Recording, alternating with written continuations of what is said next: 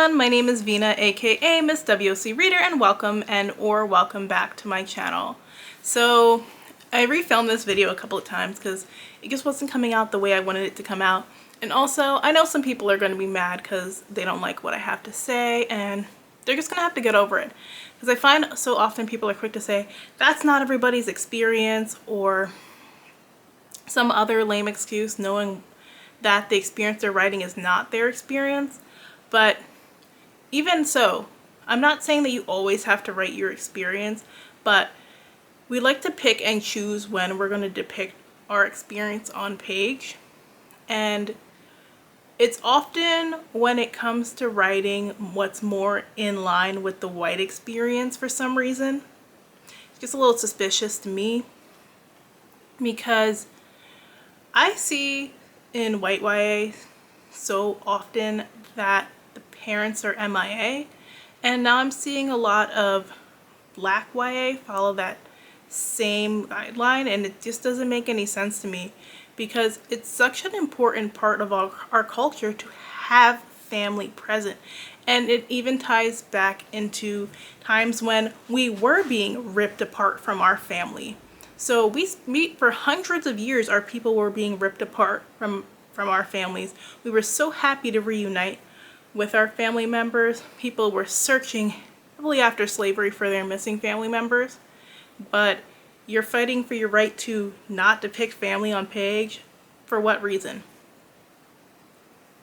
So I wanted to focus specifically on YA because I feel like in middle grade, you're more likely to see the parents. And I know everybody's parental unit is not just the traditional mother and father structure.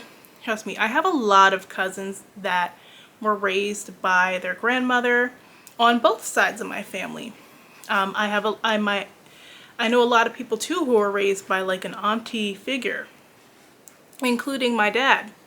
And then I do have, my mom is like the poster child for teen who had to do it all on their own. And not because her mother was bad or anything. She left home at a very young age to move to a different country where she could have more opportunity. So she went from Guyana to Trinidad. And that move was a big deal. It was like her going out on her own. But even so, she still had her mother like as someone to lean on, not for monetary support, because they didn't have a lot of money, which is part of the reason why she left. She left for a better opportunity because she could get a good job over there. And her mother would come visit her, like, because she couldn't go back because she was there illegally for a period of time. So her mom would once a year come and visit her because it was just easier, safer, and better overall. So yeah, my mom is definitely like the poster child for teen who was growing up without their parent being involved in everything. But that's the exception, again, not the norm. So often I find in these books that the kids are living like relatively very privileged lives. Like they don't have to work jobs like a lot of real life teens do. And they have all this free time to run around.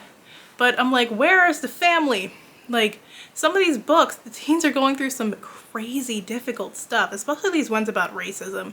They are going through stuff that I've luckily never experienced and hope never to, and hope that that's not most people's experience, because it is a lot. And they really should be having their parents there, at least for emotional support, and they're just not there. And it's just mind-blowing to me. I still don't understand it. Like, when I was reading Ace of Spades, they were going through racial trauma and never once thought to reach out to their parents. But I know, like, a boy I went to high school with, like, because I've talked about it before, I went to a very white private school for like half the day. He actually sued the school for racism with his parents because of the discrimination he said he was facing on a daily basis there. So like that the parents never got involved and that it never came up, it didn't sit well with me, especially with Chiyamaka. like, unlike the aunt, she had the means. So why her parents never marched down to the school and made a big deal, I don't understand. And it's just like little things like that where I'm like, where are the parents? Or if not a parent, where's that favorite auntie, that favorite uncle? Where are the cousins? Like, the last book I remember reading about like cousins having a great family relationship was Simone Breaks All the Rules. I really liked how her cousin was like her best friend, especially since she came from a very like strict household. Oftentimes too, in Caribbean families, our cousins are our first friends and like our closest friends, and then you have your friends outside of the family. And I feel like if nothing else, your family is going to be the ones that you fall back on. So I liked how she and her cousin were so close. They went to the same school, they lived in the same neighborhood. It felt a lot like my life growing up because I always grew up with my family living close by. A lot of people from my neighborhood also are from Caribbean backgrounds. Their family is also close by, if not on the same block, then within a few blocks. So it's not anything unusual for me to come across people whose family lives in close proximity. And I also don't see that, and it feels kind of weird because even with my neighbors who growing up who were African American, like, so my dad's cousin owned the house next door to us and he was renting it to them. His neighbor at his house was their uncle. It's so crazy because I remember when I was 16, I had a friend who lived around the corner, and she was like Afro-Dominican and African American, and she lived with her mom. Her mom was like one of those cool moms. She let her throw this big house party for her 16th birthday. I remember it clearly because I felt like I was in a giant hot box the whole time. There was smoking everywhere. There was drinks. Like, her mom was selling like making people pay like $1 to get in the door, plus had her man patting them down to make sure like nobody had weapons or anything, because at the time things were getting a little crazy at house parties, and she had to pat people down to make sure that everything was good.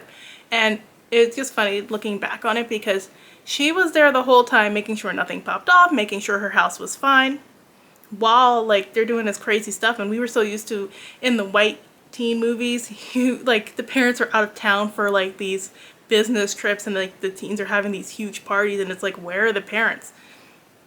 Yeah, people didn't really go on business trips out of town in our neighborhood. A lot of times the parents were there. If you had the cool parents, they would let you throw the parties, but they were present. I went to a few parties where it's like that. The parent was in the household.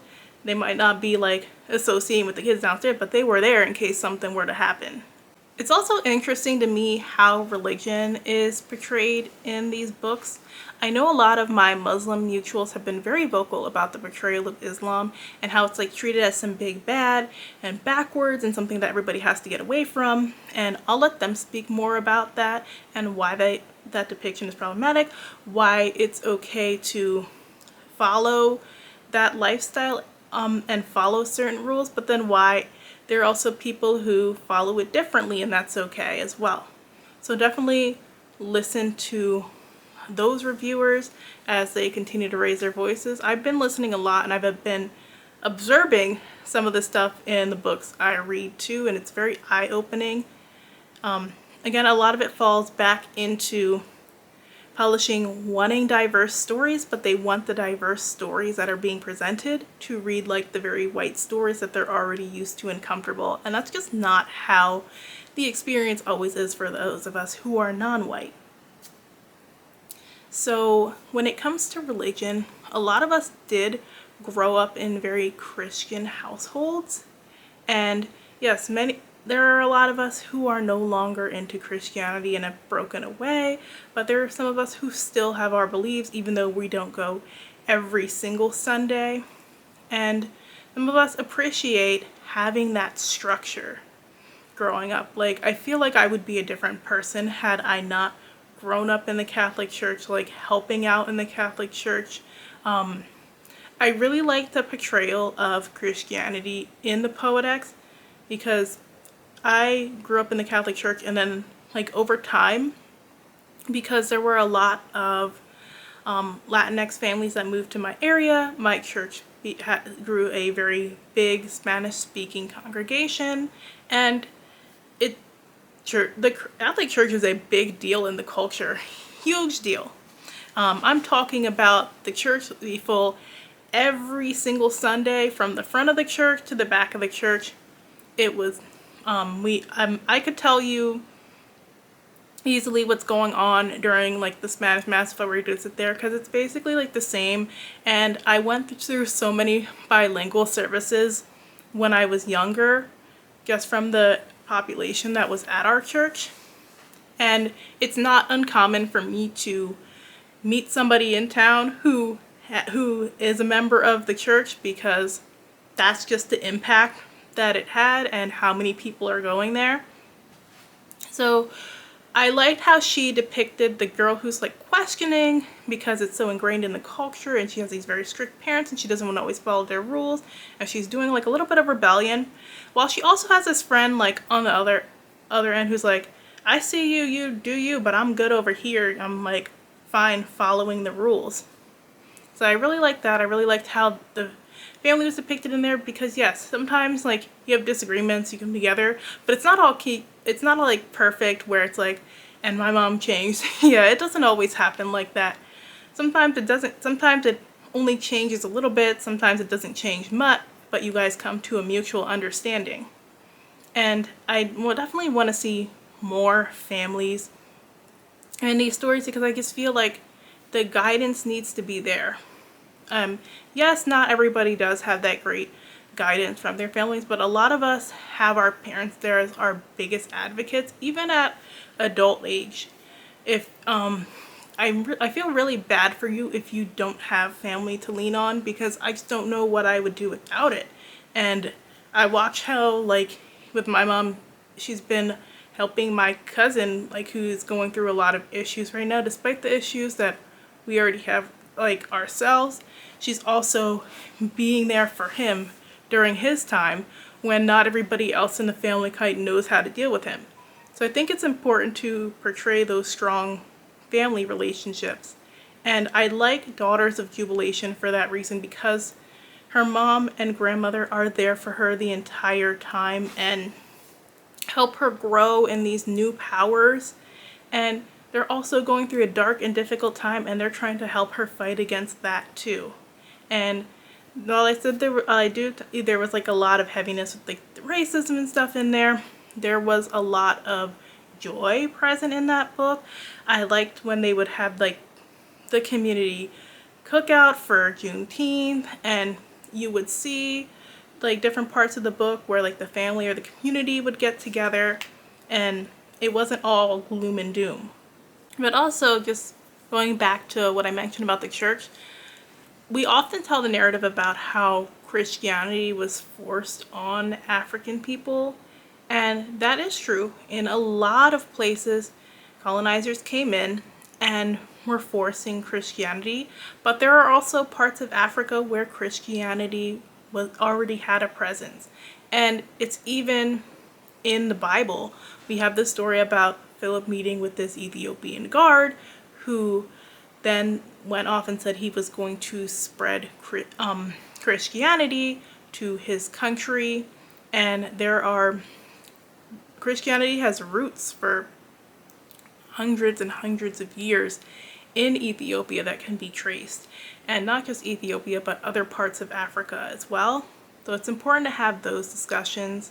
And it's important to realize that Black people aren't just blindly following the church because it was forced upon us. There are a lot of reasons why we still hold on to Christianity, including the church just always being a meeting place for our people to organize. So especially during civil rights era, a lot of our leaders came up through the church. That's where they learned to speak and command an audience and organize protests. And you can't talk about our history without mentioning that. And I feel like if you're going to negate Christianity, you also need to talk about the positives that it has had as well. And not everybody is ready for that conversation because, to be honest, they're just not educated enough, and that requires research.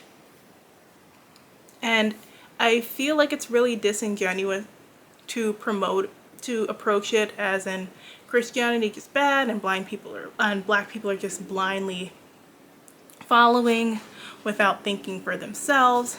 No, there's levels to it that we really do need to discuss. And oftentimes the church is a place where many of us have been able to go and get help. Like, for example, in some communities, including my own, there are churches that run food pantries. So if you come from a family that has less and you need a little bit of extra food, you can get food from the church. There are clothing drives, gift giveaways. They collect money sometimes for families in need. So there's little reasons why people still have that faith in the church, and it's important to talk about that too. So all that to say, just because we're seeing one thing treated as a standard and norm in publishing does not mean that has to be the way that we tell our stories. It's okay to show those family relationships in our stories because people are looking for them. Even people who don't necessarily have the best relationship with their family, sometimes they want that story that's like escapism where they can see a positive portrayal of family. And just because something was popular because it was written a certain way doesn't mean that's the way that it has to be written all the time going forward.